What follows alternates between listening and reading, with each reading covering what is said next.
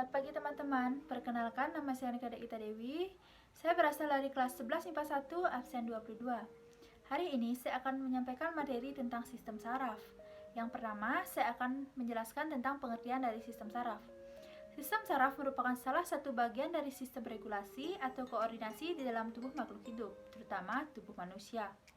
Fungsi dari sistem saraf adalah untuk menerima, menghantarkan, dan memberikan tanggapan terhadap rangsangan atau impuls. Yang kedua, saya akan menjelaskan tentang sel saraf atau neuron. Sel saraf atau neuron merupakan satuan kerja utama dari sistem saraf yang fungsinya adalah untuk mengantarkan impuls listrik yang terbentuk akibat adanya suatu stimulus atau rangsangan. Berdasarkan fungsinya, neuron atau sel saraf dibagi menjadi 3 jenis. Yang pertama adalah neuron sensorik, yang kedua adalah neuron motorik, dan yang ketiga adalah interneuron. Neuron sensorik adalah neuron yang membawa pesan ke saraf pusat.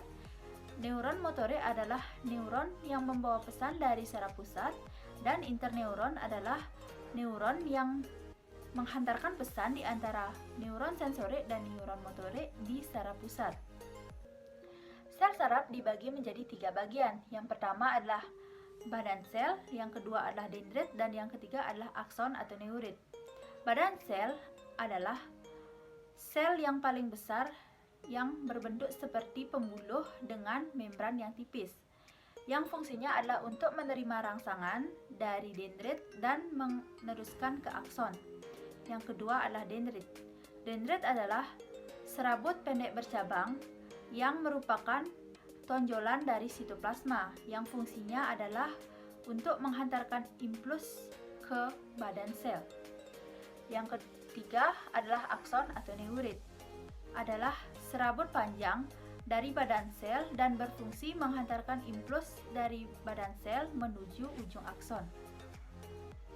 Dan yang terakhir saya akan menjelaskan tentang salah satu penyakit dari sistem saraf, yaitu adalah epilepsi. Epilepsi atau yang biasa disebut dengan penyakit ayam merupakan penyakit sistem saraf akibat aktivitas listrik otot yang tidak normal.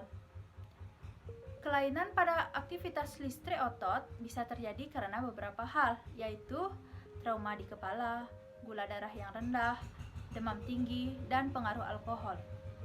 Gejala yang dialami penderita epilepsi biasanya berupa gerakan tangan dan kaki yang tak terkendali atau aneh dan berulang-ulang, kehilangan kesadaran, serta kebingungan.